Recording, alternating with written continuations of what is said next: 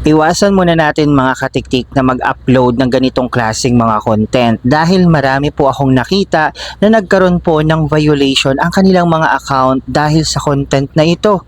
Ano nga ba yung content na tinutukoy ko mga katiktik? Ito po yung paggawa natin ng mga content na kasama po natin is yung mga bata. Yes mga katiktik, dahil alam naman po natin na nasa policy guidelines po ni Meta ang pagprotekta po sa mga menor de edad. Laban po sa mga kahit na anong krimen o kahit na mga online na ikakapahamak po ng mga kabataan o ng mga menor de edad mga katiktik.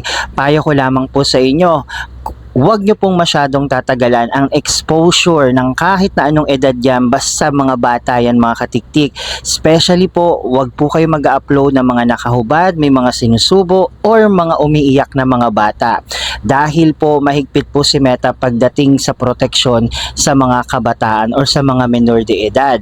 Ayon doon mga katiktik sa nakita ko na post ay matagal na po nilang in-upload yung mga video na yon. So hindi natin alam mga katiktik kung kailan aatake ang pag-check ni Meta sa ating mga content na ginagawa. Kaya mag-ingat po tayo sa ating mga ina-upload, especially po sa mga kabataan or sa mga menor de edad. So hanggang dito lang tong video na to, and don't forget to follow Madam Tiktik for more video tips and tutorial. Ikikikikiki!